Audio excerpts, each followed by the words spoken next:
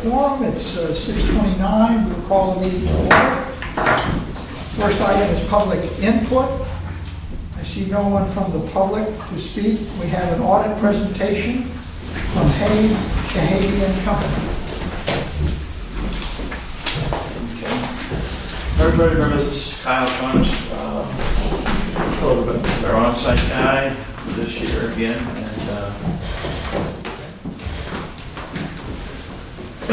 So I'm going to be presenting to you the fiscal year ending February 2018 financial statements.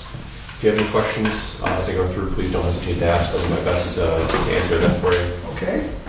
We had a really smooth audit this year with the help of Pam and Mark and the rest of the finance team. This is our third year working with you, and it went very, very smooth, and we didn't have very many adjustments at all, I don't think, this year. So I don't know if you have it in front of you, if you have a packet, but I can walk you through a few different page numbers. It might be a little bit easier. It's in our... It should be, it's... I'll take one now. It's starting right here. I'll share it with them. The page number? It's right... Actually, I apologize. It's right after page 24. They get one. Right after the pictures? Yep. Page 24, you said? Right after page 24, yeah. Oh. I'm sorry, the other page 24. I think there's two. The first page 24. First page, 24? First page, Should look- That kind of leads to a question of why do we have multiple page numbers in this book? Why should When we issue our financial statements, we don't issue this full packet. No, I know you don't, Oh, but it's sorry. a question for us. Oh, I see.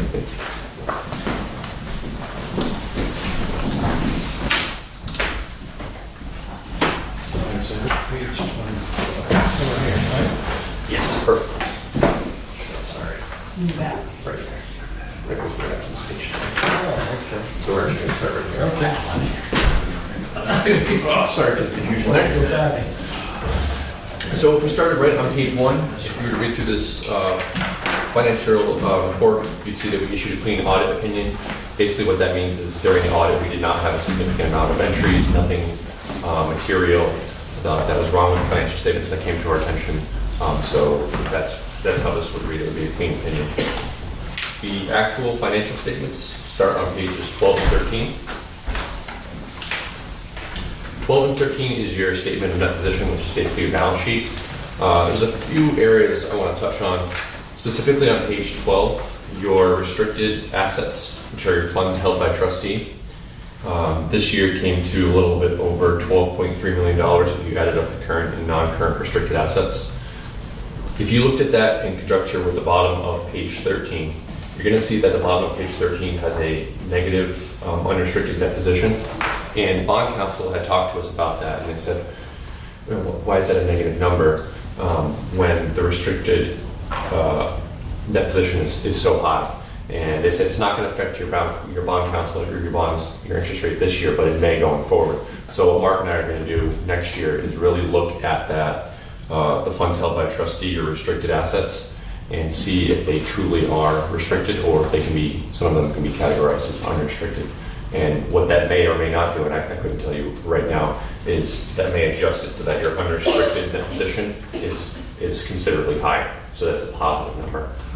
It's just a matter of categorization, but I certainly, if we can properly and correctly classify some of that money that's considered restricted as unrestricted, it may benefit your interest rates in the long term.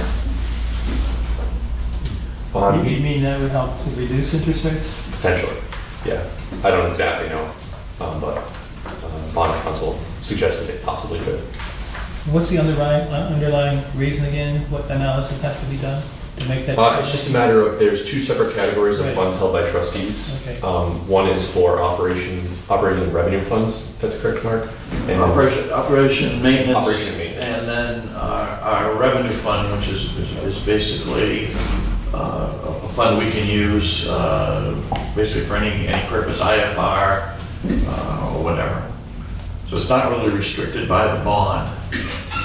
So I So much think as it was restricted the by. approach for years has been that anything held at US Bank, which is the trustee, was considered a restricted account. Only to pay off the bond. Right, but for that purpose, but this is money that is filtered back to us, that we, for O&M, for our budget, pay our budget, as well as any reserves that we build up in that process.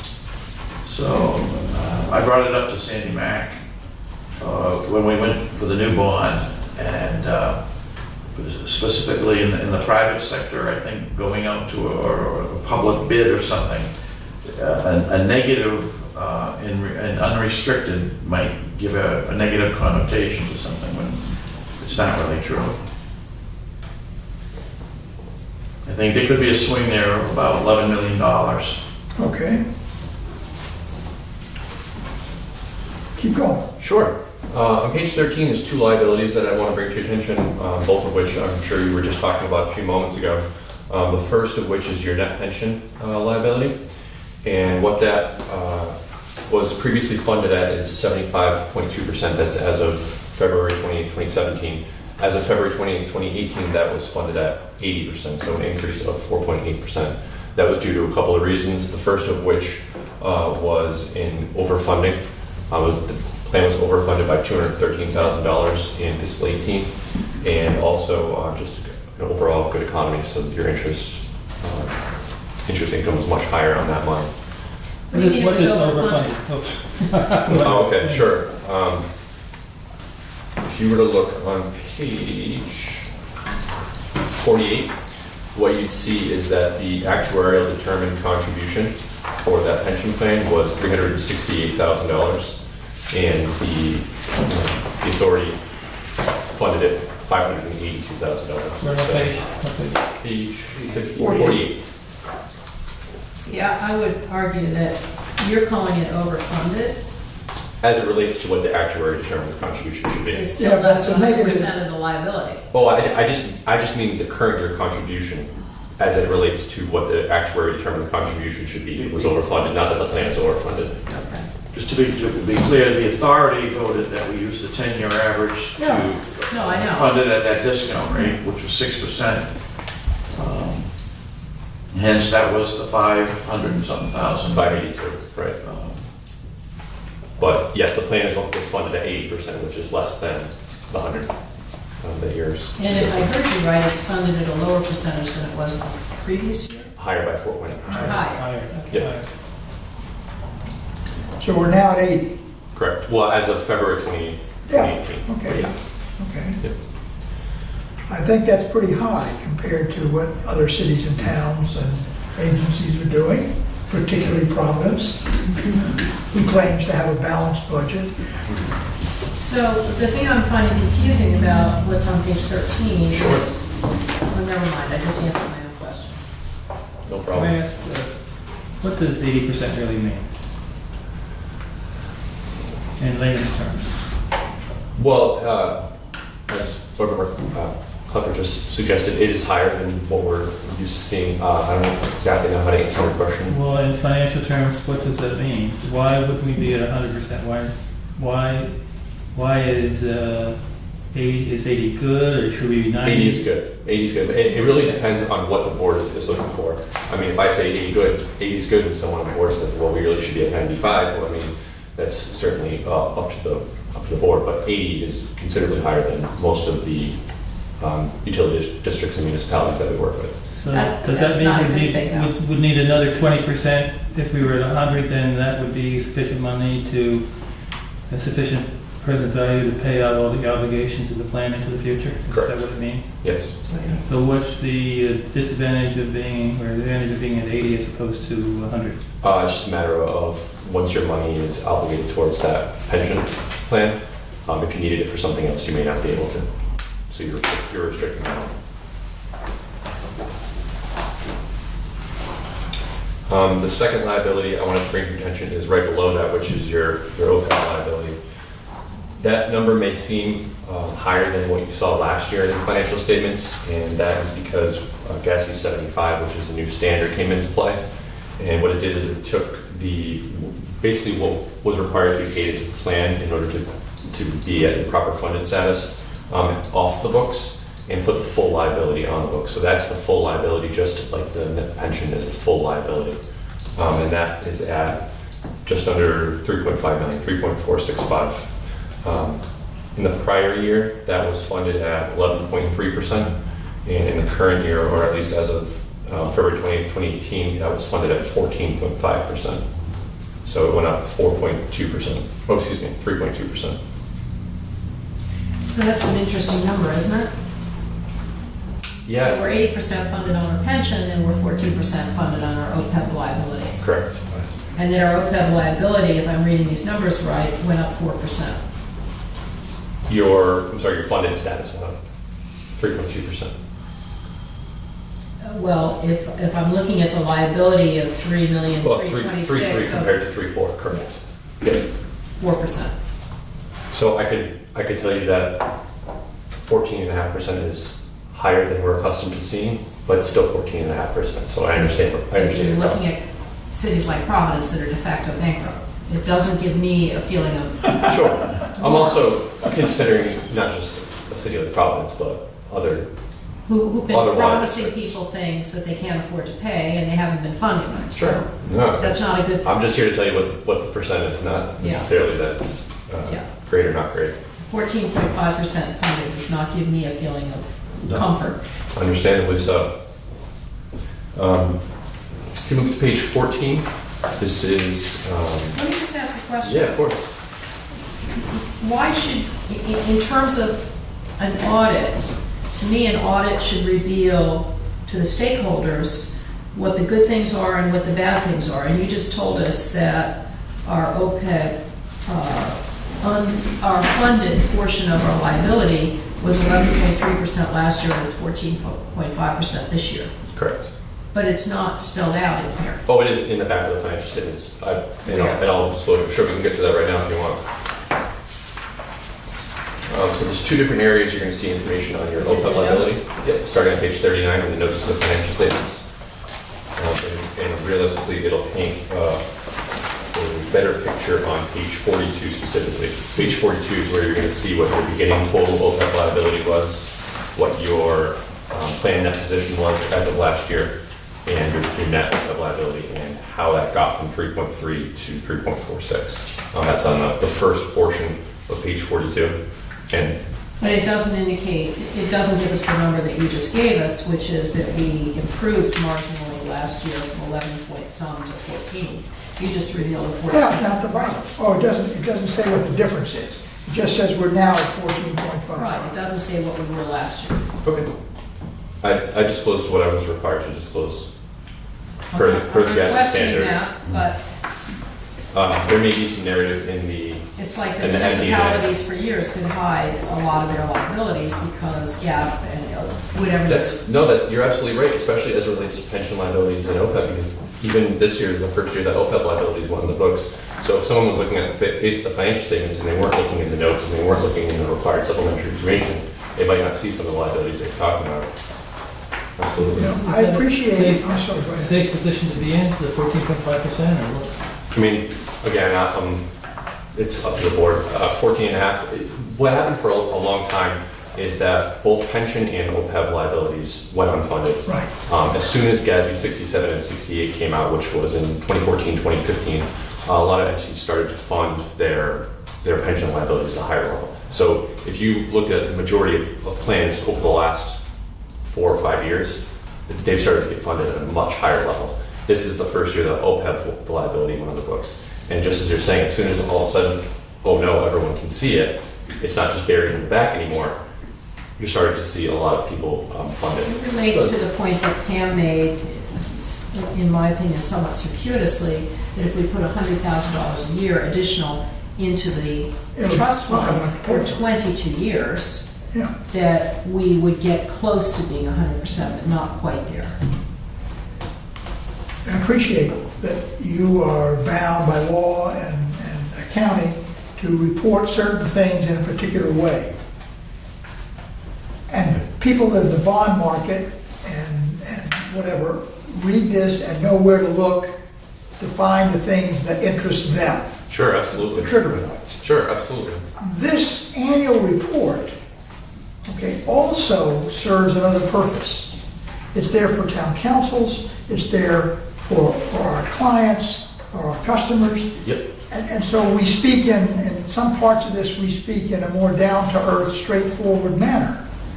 Is there something that prevents you, as a professional organization, retaining your CYA from whatever the rules are, that you can make a statement on one page, these are things of significant note. Now, you don't necessarily are saying that these are wonderful or they're not wonderful, but these are things of significant note. And on one page, in simple language, so that anyone who reads this, who is not an auditor, not in the bond market, can say, yeah, There's a great That's section not bad. for exactly what you're looking for. okay, well, that's what I'm looking for. Absolutely. If you were That's to what look, I'm looking for. and I breezed over them because I wanted to get to the actual numbers that I put in myself, but if you looked at pages 4 through 11, that's what we call a management discussion and analysis.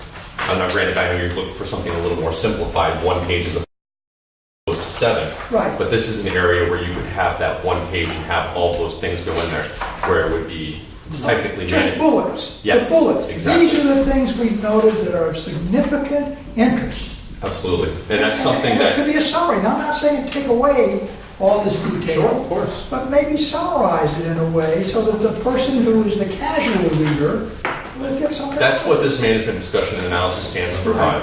I totally agree with you. But I write the MD&A, not the auditors, but I can incorporate, basically I write it and the auditors sign off that what I said was correct.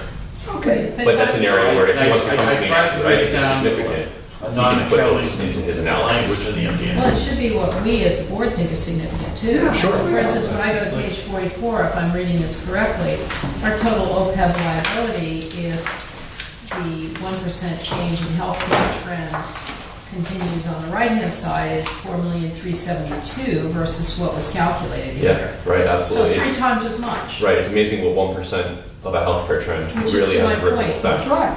That's right. But those are based off the decisions that you make with your actuary, those percentages. That's the board's decision I ultimately. understand that, but personally, as a board member, I am not comfortable at all offering OPEB benefits to people that are 14% funded. And it's, in my personal opinion, Sure, that okay. gap is only gonna get worse given what we're doing right now. I agree. I think, I work with financial analysts, and, I had my summaries up and down, but here, I like numbers and whatnot, but it's sort of, most people wouldn't even see it. You glaze over. And Unless you are a bond- Town people have a responsibility to make sure people understand the ups and downs, especially the downs. And the downs might be where everything seems right, but it's down and there could be a problem or it's out of whack. But here, people aren't going to find this. But I agree that the management discussion and analysis in a public company is prepared by the financial officer, but it is very much the statement from the CEO as well on what are the risks that you as an investor are looking at when you're looking at these financial statements. I don't think we have outlined our risks substantially here. Provided that everything that's stated is accurate, I'm more than happy to include anything in that management discussion and analysis that you feel is appropriate. We're just, you people do the numbers. But we're talking about for next year. Sure, of course, I This is understand. done. This is Right. not what This the is done. auditors do, Yeah. this is what our management Correct. does. Yeah, that's correct. And I've heard these kind of discussions take place in a lot of different The public management boards. discussion and It's the same kind of analysis. thing. Yeah, I yeah. think we need to go and work this, we need to go and translate this so that everybody can understand it better. But the numbers that show up in here are all the results of policy decisions we make around this board. Yes, we do. If we decide to go and We do, tomorrow say we're gonna do away with all unfunded liability, yes. and it's possible we could do that, but we have this, we may see an impact on rates. Of course. Of course, but then we could go around saying we're 100% funded, and on the one hand, everybody would think that's great, but on the other hand, nobody would be happy with their bill. There's a whole lot of moving pieces, yeah, it's not just cut and Right. dry. Yeah, absolutely. While we're on, I mean, for instance, Mark, I think if this were properly spelling out the reality of what we're looking at, the bullet point that says the authority made an additional deposit of $125,000 to the OPEB irrevocable trust during fiscal year 2018, bringing the balance to X, which is approximately 14.3% of the future liability based upon favorable assumptions. Based upon unfavorable assumptions, it might be 3 or 4%. What I do is take information from the actuarial report, which is being worked on right now for the pension, the year ending June 30th. But it's very difficult, I think, for finance, whether it's an audit or whatever, to say something's good. I'm not It's almost asking for somebody to say something, I'm asking for facts. Right. And I think And the that's. fact is that our OPEB liability is 14.3% funded under somewhat favorable assumptions. Yeah, that's a reasonable statement. But I think we have a whole process change that has to take place. Yes. Because We need to the review accountant, the accounting firm is doing what the accounting firm is supposed to do Yes. with the numbers that Yes. they are given. Yes. Mark has put together this, the management discussion and analysis and so forth, and now we're realizing that, well, we shouldn't have published this yet, put this out, we should have got this in draft form and dissected it, and then said, we need to point out the following, A, B, C, and D, and then Mark would go back and change that around, and we want to alert our customers that, not this year, but 2-3 years from now, there's going to be something coming that's going to impact you. Whatever, but there's a little process change here, so we have to bookmark that for next year. So that we're talking about this, say, 2 months before. well, great, and the financial statements don't have to be final before Right. I meet with you. Right. We can have them in draft form, meet, and then take it from there. That's perfectly fine on our end too. But something that I wanted to point out while we were just talking about that healthcare trend rate is if you were to look on the previous page, which is, the previous page, which is page 43, you're going to see the discount rate used for the other post-employment benefits is 3.75%. And if you were to say your assets go to work at 4.75 as opposed to 3.75, your liability is lower. When you compare that though to, if you were to look on page 37, which is the discount rate that you use for your pension plan, the discount rate for your pension plan is 7.5%, anticipating that your assets are going to work at 7.5%, which is the same discount rate that the state uses for their pension plans. So it's not necessarily like, super high or super low, but when you compare them, the 7.5% for pension versus the 3 3/4 for OPEB, are they really truly working at different rates? Are you anticipating that your pension funds will do better than your OPEB funds? It might be something to consider. Where did 7.5% come from? I thought we were at 6. we were at 6 or something. Because we use I don't have the valuation in front of me, but I believe it's 10-year, 7.5. we use the 10-year average. The actuary used the 7.5. Right. The actuary is But the we said lower the assumption. 10-year average, and that's why we use the 6 or 6.5. Based on what we have now, we'll be using, we just finished, if everybody read 10.1%, which brought our 10-year average up to 6.4.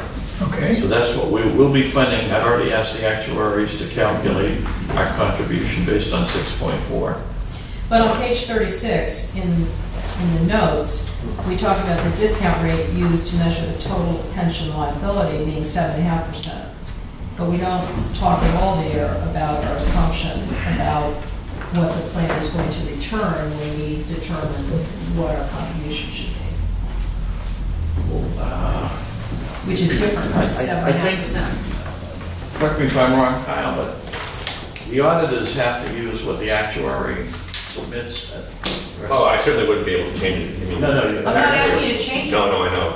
I'm But just as far as- asking you to could supplement we it. add an additional sentence in You're there? being more We could. conservative We could. in terms of what, And that's something that could go in here too, not necessarily just a main discussion and analysis, I so. think when we get the actuarial report, which will be at the September meeting, I just talked to them, they'll be here, they calculate those numbers all out for us. So, I mean, Kyle basically uses the report that was done I last understand July. that, I understand. We do test the report, there's certain testing that goes into prior to just, shoving it into the financial Yeah, statements. I mean, I hope you appreciate that this discussion that we're having is not in any way damning. Oh, certainly not. No, I don't. What we did. I don't feel that way. No. We're struggling with A, can we understand it? Sure. B, can our readers understand it? Right. It is. Now, It's some not of a the stuff that technical. we report on is very straightforward. Yeah. We just say what's going on, here's what we're doing, here's what's happening, and we would hope that some of the same kind of language can be applied Mhm. to the financial aspect, that's all. Sure, absolutely. All right, if we could move to page 14. This is essentially an income statement. A few things that I wanted to point out that might jump out at you. Overall, your operating revenue increased compared to the prior year. However, your other operating revenue, which is the third line down, went down quite a bit. That was due to some principal subsidies that had been received in the prior year that I believe the bond just ran up, so you weren't getting that subsidy anymore. So it wasn't anything that was within the control of the authority. Your operating expenses did increase quite a bit. With more fixed assets means you're going to have more depreciation on a year-to-year basis. But your operations line went up about $330,000. That was, having spoken with Mark, that was due to a significant amount of overtime for frozen pipes that needed to be replaced this past winter. So that's kind of what that uptake represented. Of course, you never know what could happen last year, or next year, I should say, but pending a lighter winter, which I'm sure we're all hoping for, you could see the opposite of that. Under your non-operating revenues, you're going to see a big swing under other, and that swing is just due to how your OPEB and your pension expense lines fall out.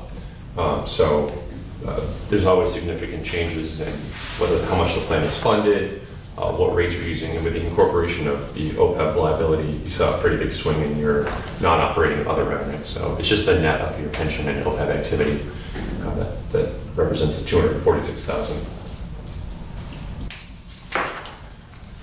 Pages 17 and 18 are the financial statements for your OPEB trust fund and for your pension plan. The pension plan is represented as of June 30th, 2017, as opposed to February 2018, because that's when your evaluation is completed. But you would see that your plan assets increased for your OPEB plan by $167,000. And even though your pension plan decreased by $578,000, your actual net assets, the liability decreased by $1.1 million. So relatively speaking, that's why you saw the significant increase, the 4.8% increase in your funded percentage.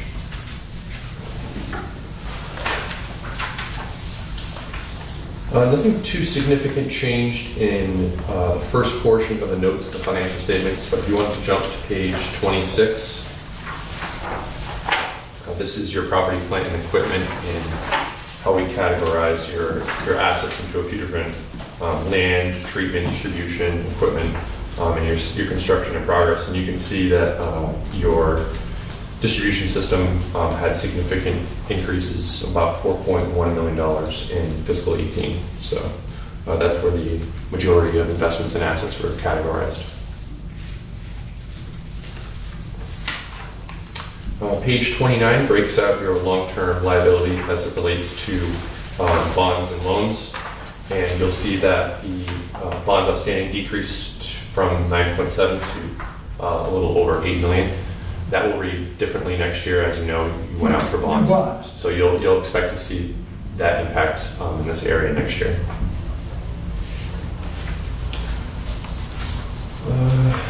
I know we covered a good portion of the pension and the OPEB plans, but real quick on page 36 as it relates to your pension plan, the mortality rates that were used as an assumption were as of 2014, which is higher than most of the municipalities and the utility districts that we work with. But those actually can have a pretty significant impact on your overall liability. So what I would suggest is just making sure that your actuary is willing to use the most updated tables whenever they become available. So that way, I think the state's still using them from the year 2000 or 2002. When they update those assumptions, I mean, people are living longer, which is great, but it has a big impact on your pension. So always using the most available assumptions are going to have you're not going to see fluctuations in your pension. Is the 2014, was that the latest available? I've seen some entities use 2016, and there may be something even more recent by the time the valuation is completed. So just something to look out for. If you wait a lot of years and then you up it, you jump 6, 7, 8 years, you're going to see a big spike and your liability is going to go up. It's much easier to have a smoother process rather than seeing it jump up all at once. Gotcha.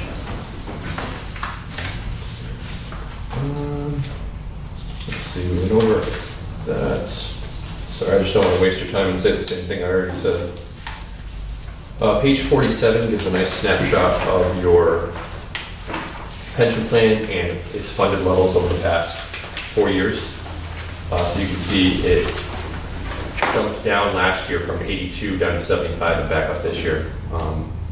Over time, what you'll see is we're required to show 10 years of this ever since the GASB's come out. So you'll end up having 10 years of information within the next 6 years. So it just kind of gives you a quick picture of what's happened over the last 4 years. And why aren't there 10 years shown? It just came out in 2015, the new GASB, which required it. So the actuaries only have 4 years of information that's made available to us. Just like with pension, you're only going to see 1 year of information this year, whereas next year you'll see 2.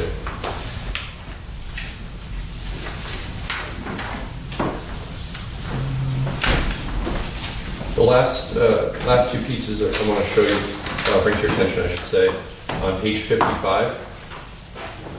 You have a debt service requirement of funds that are held for debt service of 2.45 million is what's required, and that represents a ratio of 1.25. In fiscal 18, you had a computed ratio of just under 4.9, so you're well above what you're required to have for your debt service requirement. And lastly, pages 56 and 57. This report relates to your internal controls over your financial reporting and on compliance. And if we had anything significant as it related to your internal controls that we would need to bring to your attention, this is where we would include it. If you read through, you'd see we didn't have anything significant or material as it relates to your internal controls to bring to your attention and share.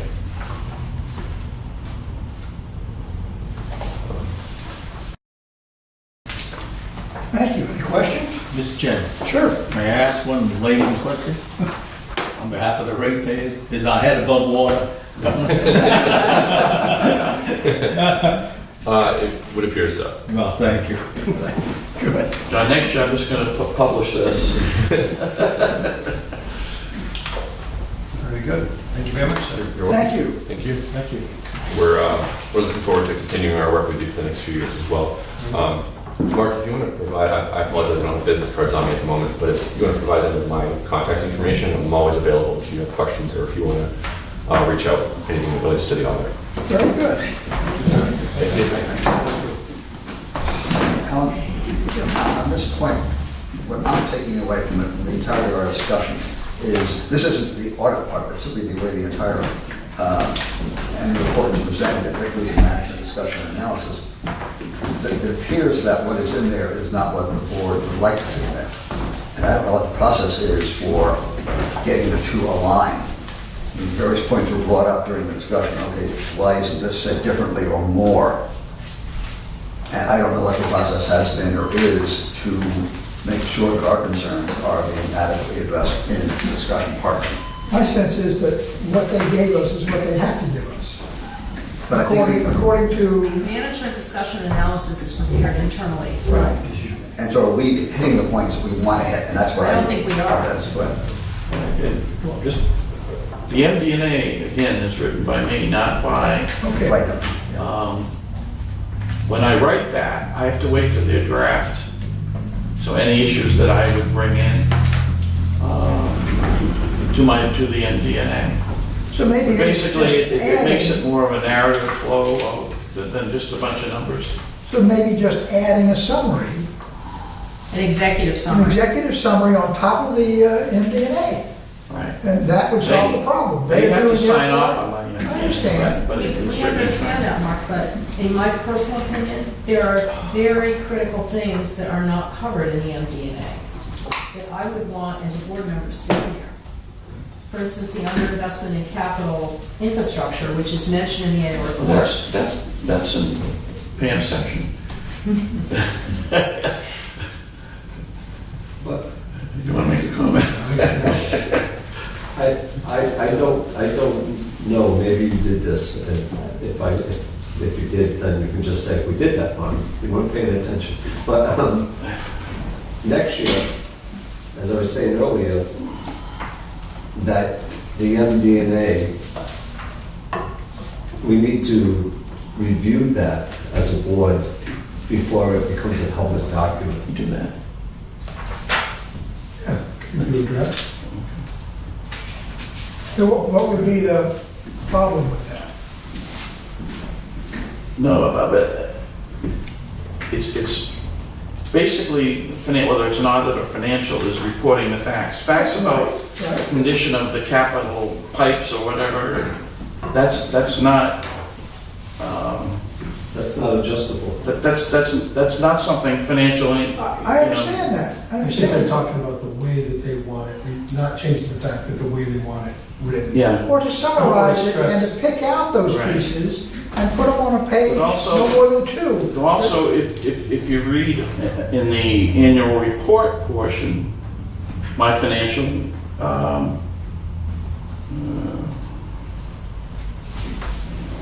I don't think there's anything. in there pages 4 and 5 get into a lot. If you read pages, if you look at that now, on the very beginning, in the annual report, pages 4 and 5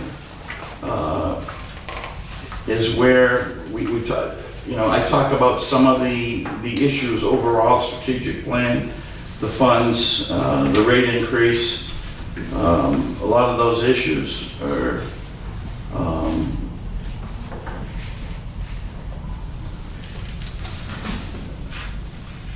I don't think anybody's saying there's anything wrong in the MD&A.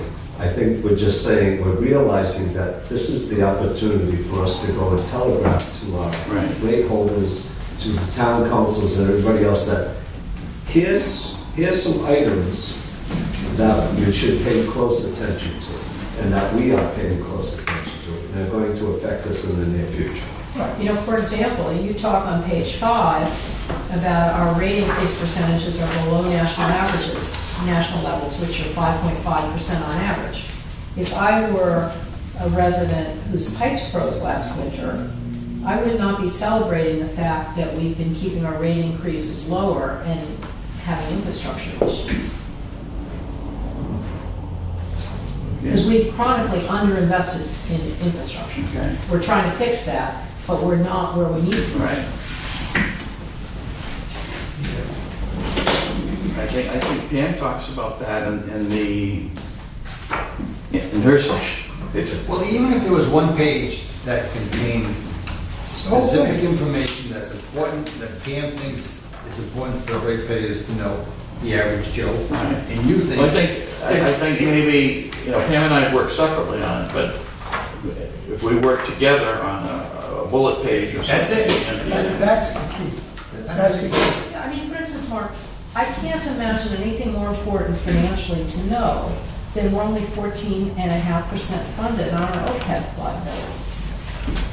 That isn't spelled out here in a way that anybody, It's in the footnotes. it's in the footnotes. I happen to think it's a big issue, maybe I'm alone.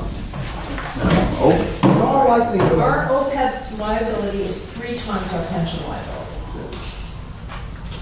And well, that's, the OPEB, remember, that's written before we discontinued OPEB for future hires, too, so that's gonna have an in impact. all probability, the majority of people who read this at all, other than the bond people, are not gonna get past the first couple of pages. Sure. If they get that far. And I think what's coming out, what should come out of this discussion is that, no, don't stop doing what you're doing, but that there should be a page, no more than one page, that summarizes the whole ballgame. so that the person who wants to get an executive summary of where we are this year versus last year, bang, here's the bullet points, these are key things, we're working on these, or we're not working on these, or what have you. And just, it's sort of an executive summary of everything else. It could be just by making this a little bit more comprehensive, or having a page of interpretation here. Yeah, well, I Maybe mean, it doesn't that's, have to be in the management discussion and analysis, but I think there are some key points that we're not making.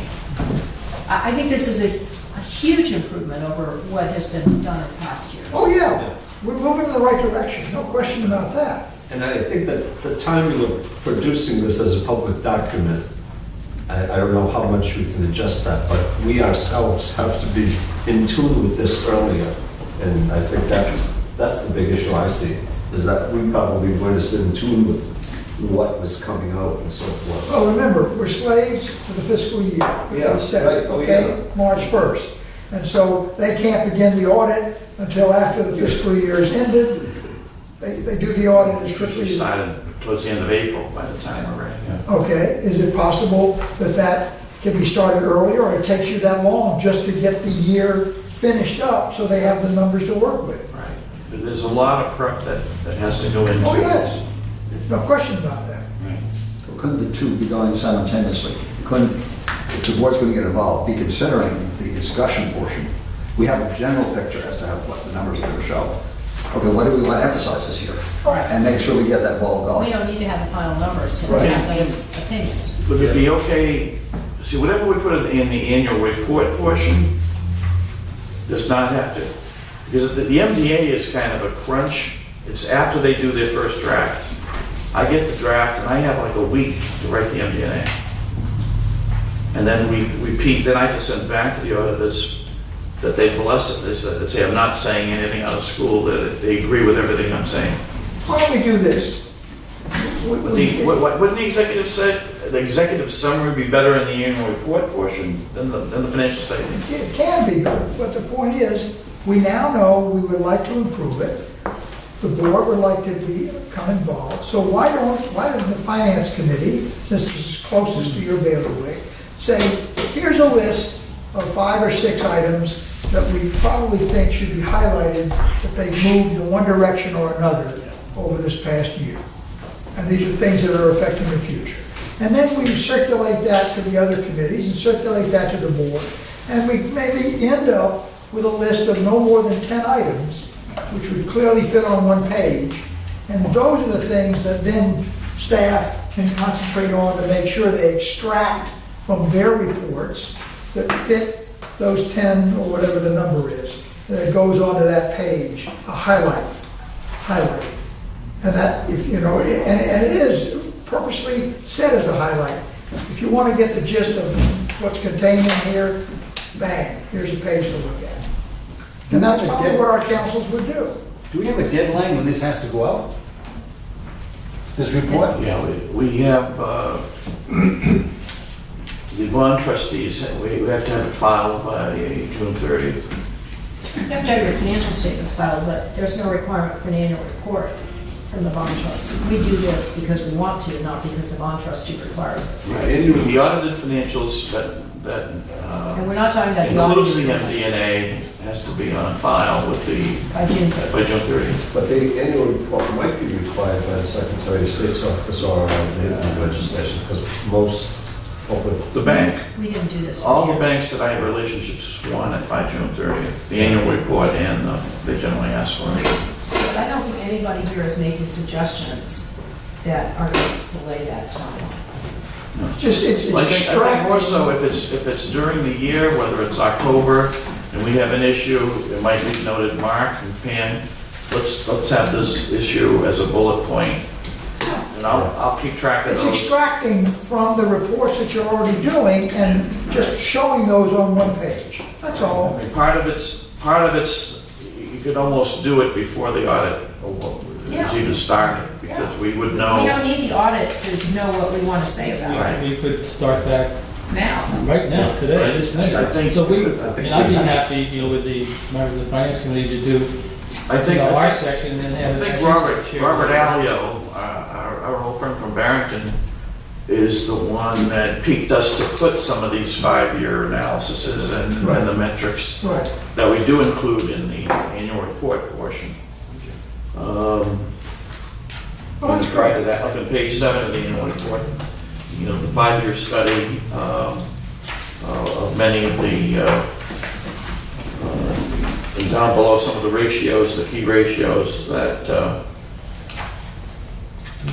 I mean, he prompted us to do that, but it would be a similar thing if during the year, I don't know which committee, but maybe whether it's policy and procedures, that committee creates something that maybe what they'd like to see in the annual report portion more. Well, I think it's, what we're trying to say is, in layman's term, give us a synopsis Right. of where we are, Yeah. positive or negative or what it is. And all of that will come from the finance committee as they meet maybe every quarter or maybe every couple of months, whatever it is, or something appears to them. You know, like Gina's saying, the OPEB funded at 14.3% only. You know, we don't have to, whether or not you want to say in a summary, not good enough, or this is where we're at. our Or we're intention taking is to steps to improve. deal with it. You know, Correct. we sit down and- Oh, anyway, let's not beat a dead No, horse. very good. Okay. Minutes. Need a motion for 6:28 Finance Committee meeting? Minutes and motion, please. So moved. Second, any changes, additions, corrections? Those in favor say aye. Aye. It's approved. The same with the Personnel Committee? I have a correction on the Personnel Committee minutes. The motion should say the employee's prior year apostrophe S, otherwise it implies it's multiple years. This is the Personnel The Committee. second line where it If you look says, at the motion, it should read year apostrophe S. Otherwise, the intent could Yes. be multiple years. Yes. You need to add an apostrophe. Got it. We can fix that. All those in favor as corrected? Aye. You got that to correct that point? Okay, Policy Committee, a motion to approve. I think there's a change in language, but I don't have that change. Words that will work. Yeah. Can you read them or? This is looking at the paragraph under, the second paragraph under item number 1. The last line, I could not understand. I understand the thrust of it, but not I the don't words. understand it either. I Okay, think so- it should mean is only authorized to lean water supply buildings. But I asked, But it's So it's it's not The English. end of it says, because of our bond indentures, BCWA cannot do a lien on only on water bills. No, I think what you mean to say there is that BCWA is only permitted to lien water supply buildings, not. You can't leave the house. You can't get at anything No, it else doesn't say that. other than the water bill. It's not in English. I mean, that's our limitation. We understand the limitation. The sentence doesn't say properly what the limitation is.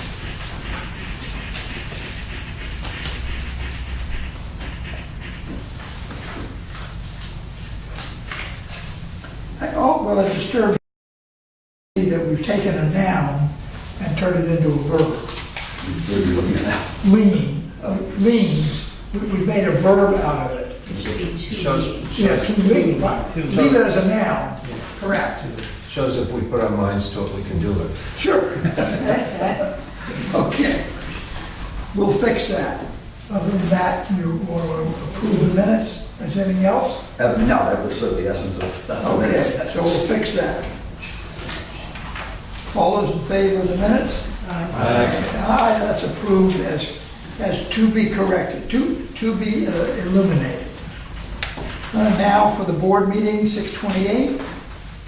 I had a question about this sentence under paragraph 2 saying the land was purchased under the Water Quality Protection Program and there are restrictions for using the land.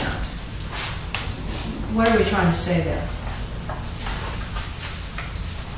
What are the restrictions? I think one restriction is no privilege. I wasn't at the meeting, so this is not self-explanatory.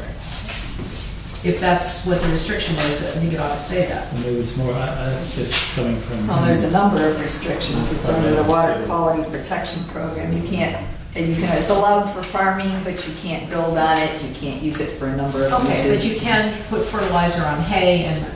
No, You cannot fertilizer. fertilize the hay. No. Okay. I think we need to either take that sentence out or put enough information in so a reasonable person would understand what you're saying. I don't see that the sentence adds anything I don't at this either. point. Just take it out. I would either take it out or put the restriction list in. Yeah, that's what it There's is. probably too many to list. Which is contained someplace else, so why don't we just eliminate that? I would say it is of value to note that the land is purchased under the Water Quality Protection Program. Yeah, that's fine, it's the rest of it. And, right. and then- Period. Yep. And is subject to certain restrictions which are spelled out in that program, or what do you want to say? We'll leave it to you to figure out what that should be, that last statement. Any other changes Oh, well, the entire document or in that page, on the entire document? right? On page 4, it's simply an extraneous word. In the very middle of the page, motion to award CD Utility Inc., take out the FOR. Page 4. And there's a correction on page 3 too, which is a restatement of the Personnel Committee's meeting with a motion that needs an apostrophe S in it. Wait a minute, what number, what number? It's number 9, Number 9. Double I. double I, the motion should be apostrophe. The same change you made on the. Same change.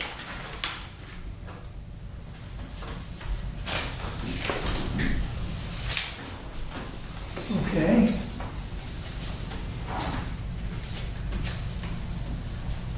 So you're gonna fix that little apostrophe on the year. All right, and on page 4, what's the one again? In the, after the middle of the page, where it says to award CD Utility Inc., take out the FOR. Oh, yes. It's extraneous. Okay.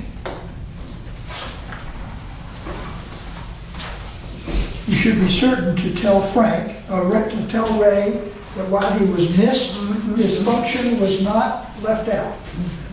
Well, if you take out the 4, doesn't that sound like we're giving CD Utility $104,000? We are. We are. All right. The next word says why. For water main project. We've got too many 4s in there.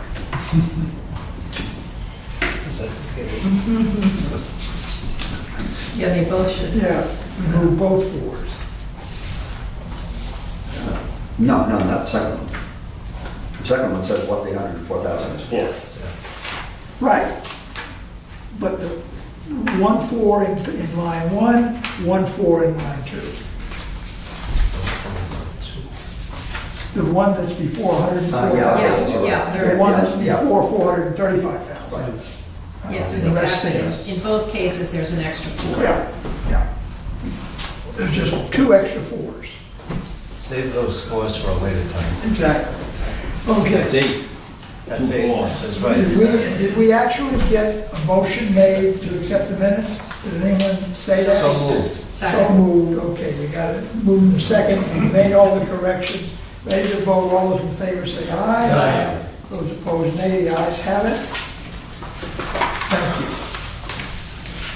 Oh, yes, there was one, I guess I missed it, on page 5, we are purchasing, no, it's all set. Should we say task of Ford, it was Connecticut, wasn't it? Or was that, I thought the bid was from, Does it matter as long as it's task before it? usually we'd say where we're buying something. Location. Yeah, but somehow I recall, I thought the bid came from Connecticut, but maybe it didn't, maybe it didn't. Tasker, I think they're in what, Seacock, and then they also have a place in Cranston? Yeah, Cranston, that's their big, well, anyway, don't worry about it. Don't remember offhand. Okay, no problem. Another Chevy. Yeah, next time you have a Chevy, you won't have that trouble. All right. Executive Director's Report. Yeah, I had a question on the second page. I suspect all signed union contracts require employees to participate in the union and pay dues, and my understanding is that the Supreme Court decision preempts that. Yes, it does. So it would, It's a very big topic of discussion with the attorneys these days. It's how Have we- that's going to affect all the public unions. have we taken any steps, or are we waiting for some direction from the attorney on this? Well, the contract we just signed, actually, the contract agreement states that all employees will participate in the union and pay union dues. So it's part of their contract. So at this point, they don't believe they can opt out, but we have the attorneys looking at that. So they may have to wait until the next contract Has it been is up. signed? Yes. I thought if something has been found unconstitutional, Yeah, but it that the would- land of the law, the land, the rule of the Law law of- changes. Law of the land, yeah. Yeah. Yeah. No, a union contract doesn't It depends. trump This is what I'm a being Supreme told. Court decision. Yeah, to use the word Trump, huh? You've been told that by our attorney They're or the looking at union's attorney? Our attorney. Okay. There's a lot of counter issues going on with what can be done and what can't be done. They're trying to work out essentially how this is all going to end up. Well, it seems to me, At this point, there's no union members that are expressed any interest in opting out. okay, is that because we queried them about this, or this is just Terrified them. what drifts? We're not allowed.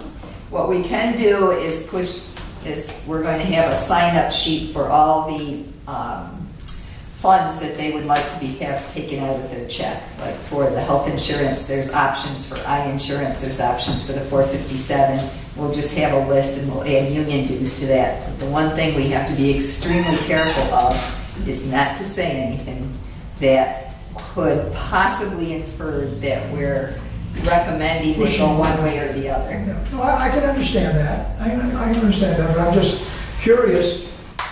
Right now, you have the sense that no one is interested in opting out.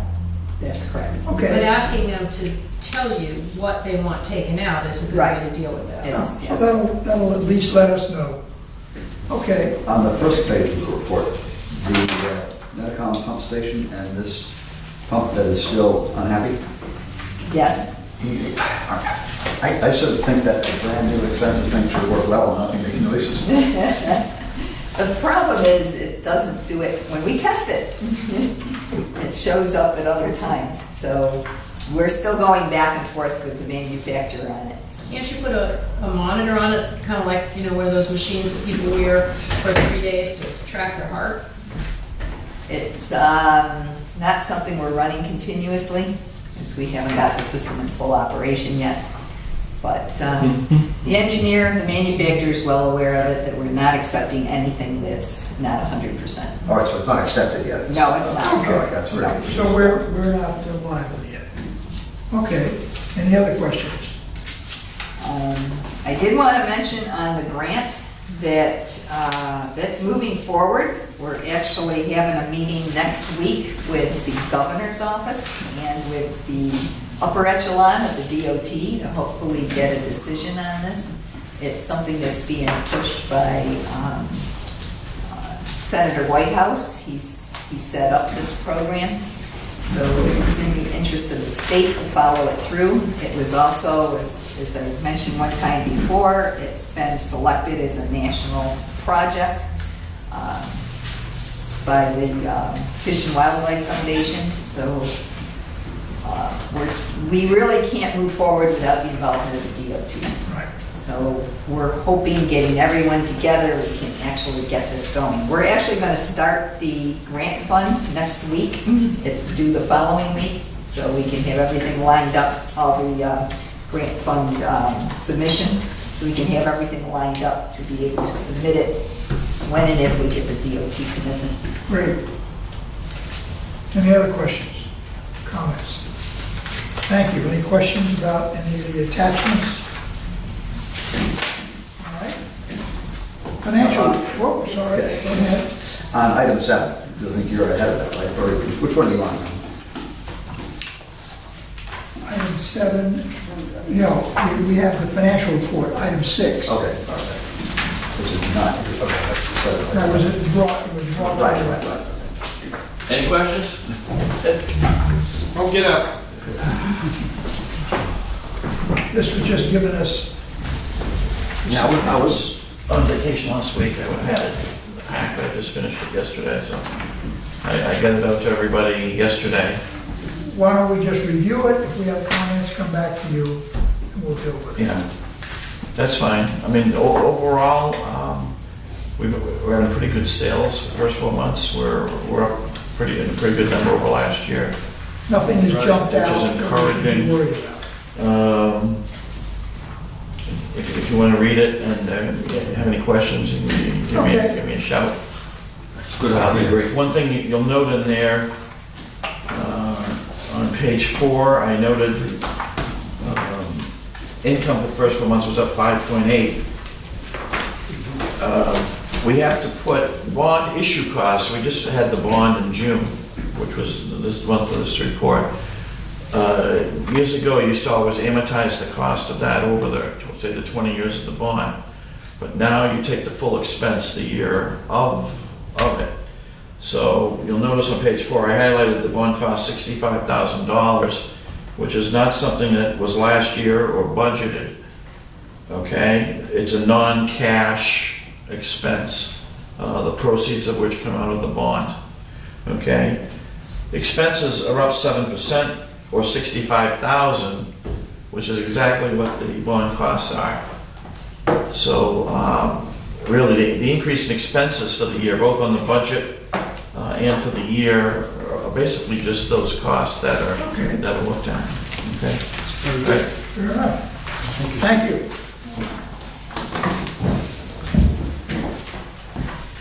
Bid award on the water main, 2018 water main renewal project. So moved. Let me ask a question. Sure. Because on the backup memo, they indicate, the sentence says, while we were not entirely happy with the quality of the cement lining, we did reach an agreement with the contractor. We had no problems with their other work. Is this project basically just replacing pipes and therefore Yes. relining is not among the skill sets? It's not among the skill sets. We would not be recommending them otherwise. Okay, because I was also surprised that there were 8 who attended the pre-bid meeting and only 1 who submitted a bid. Yeah, what happened? I think it was just that the other contractors had other projects that they were bidding on. It didn't help us in that this contractor bid competitively. And we did expect up until that day that others would come and submit bids, but apparently they had other work. Doesn't this happen from time to time? Yeah. That we only get one bid? This is a lot of small jobs, kind of all over the system, and some contractors don't like doing that. So This we would not case, use this contractor again for something involving a cement lining? correct. In the next paragraph, you kind of lukewarm, using words like most were satisfied with the quality of work, and then are generally happy with their work. We shouldn't be Well, I concerned, was- we shouldn't be concerned with that description. Would you hire these people if you were paying it out of your checkbook?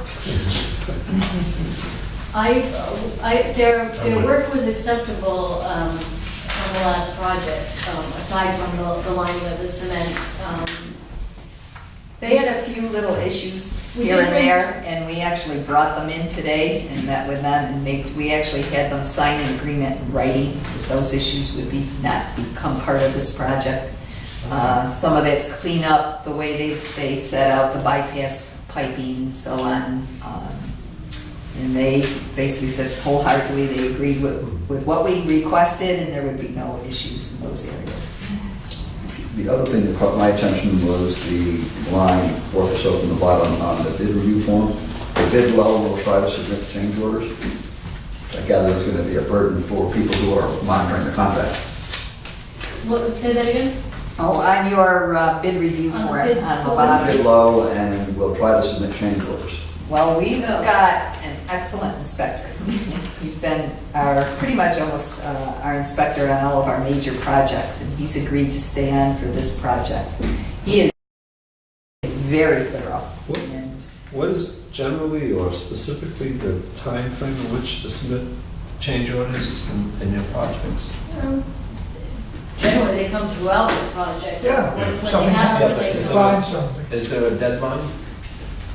well, before the job is finished, yeah. Okay, no, that's important, because I've seen them come in way after the job's done as a big surprise. So No, Usually during the course of the project, you will know when there's an issue that's contended or whether Yeah. it wasn't meant to be a bid change. Right. And that starts and get into Pam's point. A lot of that is management of the job to make sure it doesn't get to a situation where they can claim a change order. Yeah, And pretty much every contractor will look for that. That's where they pick up extra profit if they can. Sure. A lot of it is how they bid it. So it's a process of people trying to jockey for position. And as we stay on top of it, it goes well. This job, because of the nature of the type of work, doesn't open itself up to a lot of change orders because it's everything's well defined as to what we expect and what they're going to find. So it shouldn't be an issue with this. However, It there could are be. change orders that are modified. We, you know, no, I'm not saying they National shouldn't be. Grid process, if their pipes are in the way where they didn't show us to be in the way, we have to account for that, we have to work around that, so. No, my question about timing was exactly what Pam said before the end of the project. Before it's closed up, because I've seen things where also, I saw one maybe about 6 to 9 months after the project was completely closed out, or so we thought, when the contractor came in and claimed this, and he ended up not getting anything, but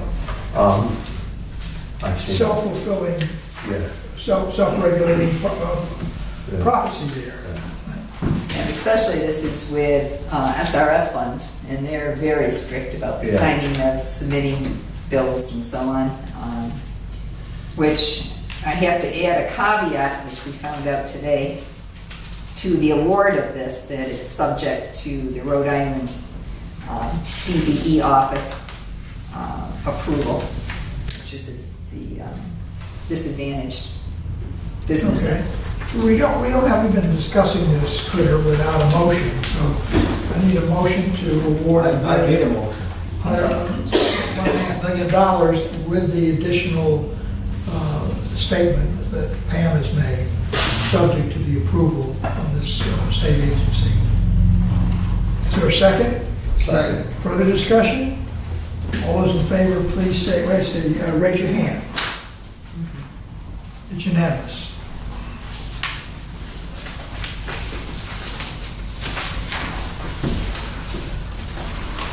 Okay, next item is the executive session. No, we have another bid award. Oh, sorry. Child Street, which was handed out at the beginning of the meeting. Yep. Move to approve as presented. Second. And again, that needs the caveat for the Rhode Island DBE office, DBE. subject to the approval of. Okay, that's for $650,000. Okay. All those in favor of that, raise your hand. We're doing this because it's over $500,000. All right, very good, thank you. If anyone is interested, the plans for both projects are out on the table if you want to look at them after the meeting. Okay. All right, now, we're going to go into the executive session and then come back out. Or do you want You can move it. to move that to the end? You can do the other items. It's not- Why don't we just move The that? only thing I had that might, well, we don't have to do it, but the land lease issue, Yeah, but even if we do something on that, you can still just go back in for just you that. can come back to open session for just that. But you may decide not to do it at this meeting, so. So what do you want to do? You want to move number 9 to the tail end? I would, yeah. Let's do 9 and that. 10. Everybody agree to that? Sure. All right, so we're on to number 10, land lease. No, you do 9 and 10 to the end. Sorry, say that again. 9 and 10. Oh, okay, 9 and 10 to the end. All right, we're on number 11, Personnel Committee. Well, I don't know whether we want to even discuss that now, because that's under executive session also. No, this was for the non-union personnel, Oh, you just, yeah, well, we, just what you had Personnel decided. Committee recommends that we follow the recommendation of the executive director, matching the union and non-union, 5% and 3%. Second to that, is there further discussion? Some of you showed up during that meeting anyway, and you heard similar conversation. Are we ready to vote on this? Now, should this be not a $500,000, but should this be a hands vote rather than a voice vote? But you might want to, that's their recommendation, you might also want to take the recommendation of the finance committee. Okay. It was the same topic.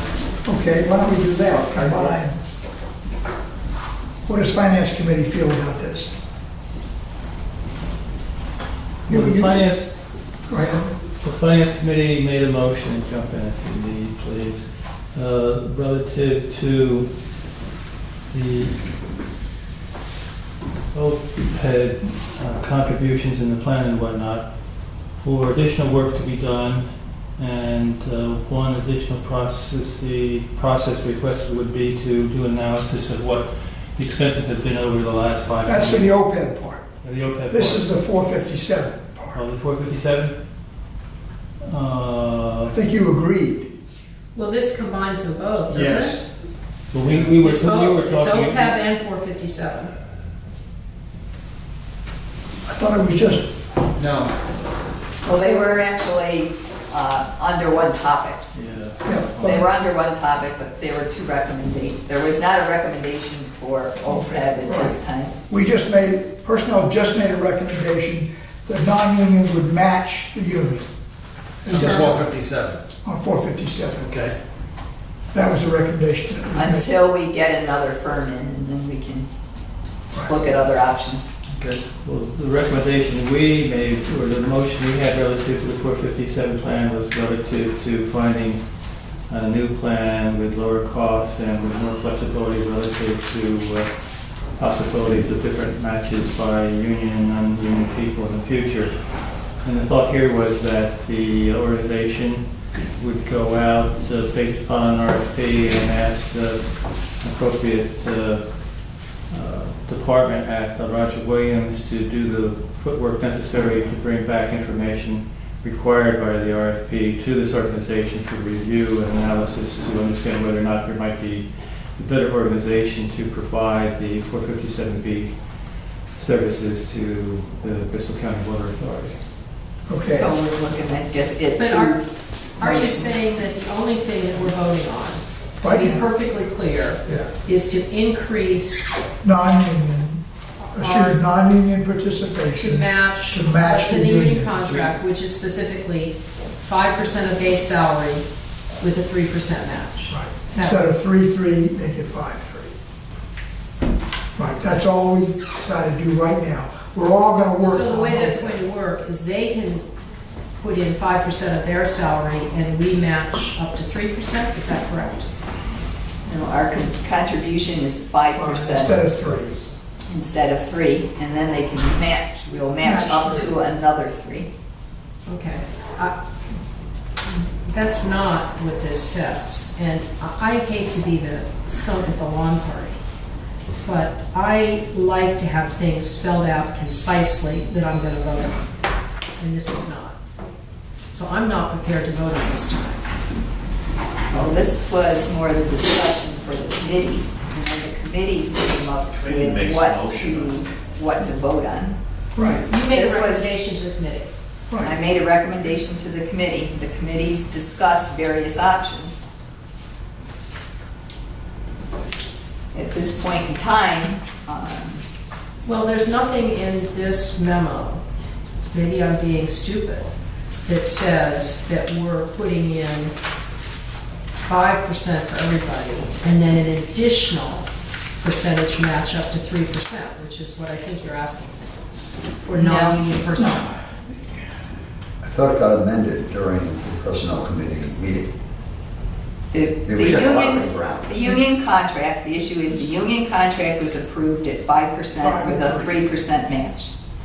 With the plan we have Now, now, to be perfectly clear to you, but what I think we need in our records is a motion that says that we agree that we will provide a 5% fee, a match, 5% of a salary into this plan, plus an additional 3% if the employee matches that. Because I think that's what you're saying. That's what the personnel committee decided Yes. to do. and that's what's in the union contract. That's why we said, that's why the motion that John made was we should now move the non-union, make the non-union match the union. I get that. The non-union is 3 and 3 match, and we want to make it 5 at 3 match. And I was saying, it was my own initial recommendation to go with a higher match, but we can't do that now No, I get that. because of the specific plan. Okay, could So somebody? we discussed perhaps going out with another plan and doing that in the future. I'm just asking for a simple 2 sentences. Yeah. That the personnel committee, you or the personnel committee recommends that this board approve that we provide 5% of non-union personnel's salary to the plan, plus up to an additional 3% if the employee puts their 3% on top. That would have been Something provided else by was- us, because we just decided that Right. at 5:15 or at 5:29. So that's the simple sentence. That was John's recommendation, you Right. just want to spell it out a little more. Right. We have a motion on the floor, right? Right. So we change the motion, amend the motion You amend it. to reflect what Gina just said. I just want it to be abundantly clear what we're voting on. I don't want it to be an assumption. I'll withdraw my motion and make an amended, our new motion, including Gina's 2-sentence correction. Second. I'm at C here. Yeah, wait a minute, yeah, hold Where on. are we going with this? Because it was the committee that made the motion, not No, the committee doesn't make a motion, the committee Makes makes a a recommendation. recommendation, and John made a motion. Right, so John's making a motion that the board adopt the committee's recommendation. So if you feel that you need to define what that recommendation is, do that now, but then somebody needs to second that motion. I think we just did. So, I think that we've just done that. What I think we should do is check with Sid to make sure she's got it. What is the motion? I don't know, I'm kind of getting lost in, Right, the motion has been withdrawn. Okay, so John, do you want to make, I'm going to make a new motion that we take the recommendation of the executive director, is spelled out in here. We match the unions. Unfortunately, in my 5%. opinion, it's not very well spelled out. I don't think, Well, Gina, would somebody you- who hasn't been here would know what this says. Well, you just restated it a moment What you ago. stated was pretty clear to me. If we simply have a motion incorporating the essence of what you said. This is for the non-union. Right. Yes. so a motion could be stated that the board, Let me make the motion. Okay. I make a motion that we accept the recommendation of the personnel committee to increase the match for non-union personnel to match that provided for union personnel. Specifically, 5% of base salary will be contributed by the authority, plus up to an additional 3% provided the employee matches that amount. that's a motion. Anybody want a second? Second. All right, further discussion. All those in favor, please say aye. Aye. It's carried. that too?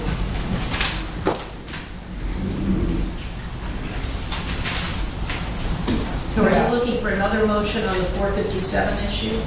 No, unless you have something else to make. The OPEB, because you have that on the OPEB. agenda. The OPEB, I think the recommendation from the finance committee was to go look for another. get some background, look at history, look at other things. I think I made a motion, I'll be happy to withdraw that, and I could just make a couple recommendations, and then people can decide what they want to do with it. I think that's where I fit in, so, No, because if the finance committee made a recommendation as to what they wanted, and you're not gonna vote on this, just table this.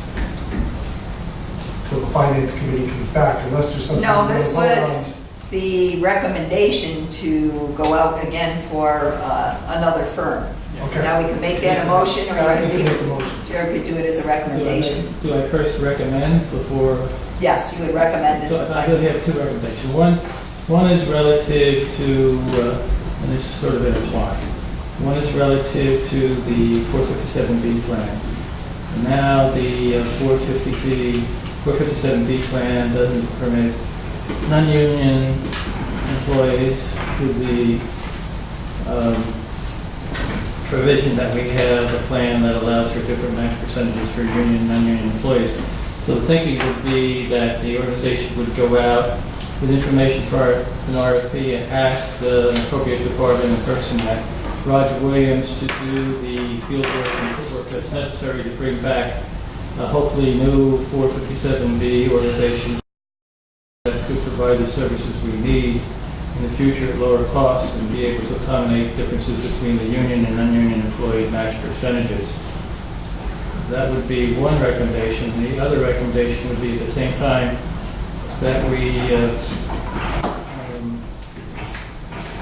continue to give consideration to OPEB contributions in the future, and involved with that would be additional research to be done to understand what the true OPEB costs have been in the past relative to understanding the financial demands of the OPEB plan. Another thought that came out would be to have a cap in the OPEB plan that would restrict the future financial obligations for all participants.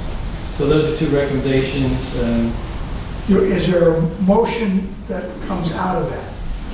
Well, the motion would be relative to the 457B plan for the organization to work up a sheet, an RFP sheet that could be given to the appropriate department at Roger Williams for a person to do the work necessary to bring back information about organizations that could run 457B plans at lower costs and allow for differences between the union and non-union employee match percentages. Okay, that's the formal motion. Is there a second to that? I'll second that. Okay.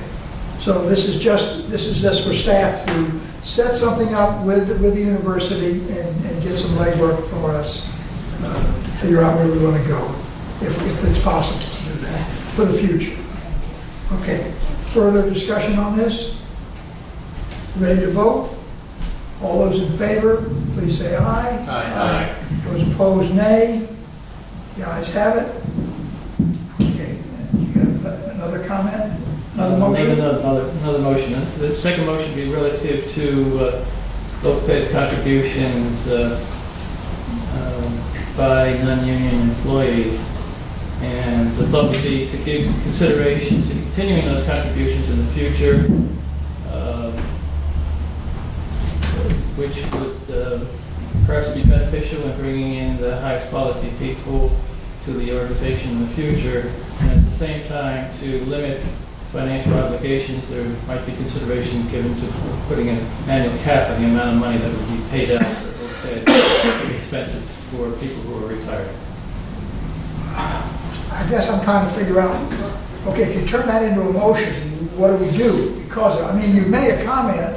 I think staff has heard the comment. So what we would do would be to ask the organization to do additional work. Study the possibilities for OPEB. Studying the possibilities, looking at past history, and considering different financial opportunities or different ways to run the OPEB plan. Okay. So I'm not sure we need a motion for staff to do that if we just don't take any action to change anything right now. Then staff has heard, and will bring some stuff to us. Great. Okay? Now, I'm not against this, I'm just saying I don't think it was necessary to have a motion to get it done. Sounds good. Okay. We have the Washington Trust investment fee proposal. That was also from your group. Did you have a comment on that now, or a recommendation to The make? recommendation would be that the Fiscal County Water Authority documented writing what the new fee arrangement would be for dissemination to all board members, so they could make a judgment based upon whether or not they want to approve the new billing structure in Washington Trust. Okay, so that's not approving it, it's just simply you made it clear that you want to get more information Fine. from I'll financial. send the bullet points out in the next week, and then Okay, everybody will so we have take it. care of that next month, And we'll do one way or that the other. next month. Good. Okay, policy committee on the meter transmitter opt-out policy. Yes, the recommendation that all ratepayers are not allowed, or ECWA will not create a opt-out policy for all ratepayers. Okay, Second that. further discussion? Ready to vote, all those in favor? There will be no opt-out, for the ratepayers on the meter. The radio transmitters. Radio transmitters. All those in favor say aye. Aye. Those opposed, nay. The ayes have it. Okay. Board correspondence, I don't think there was any. And now we can go into, our next scheduled meeting will be August 23rd. So now we'll go into executive session. Will we be taking action after we come out of executive session? It's possible. You may, I'm item 10.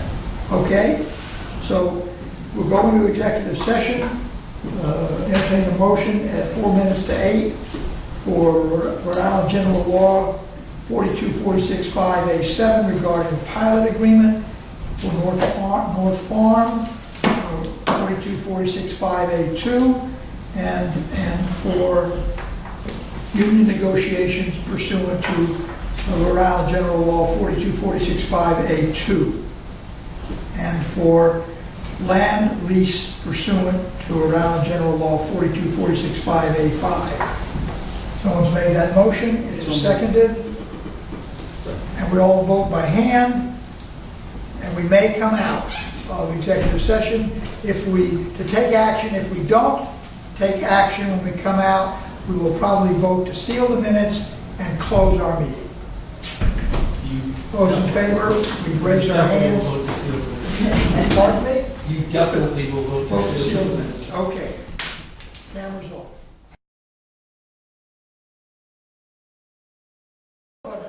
We're back in open session at 8:36. We are going to motion to seal the minutes of the executive session and to close our meeting. So moved. Second? Moved, seconded, those in favor say aye. Aye. It is done.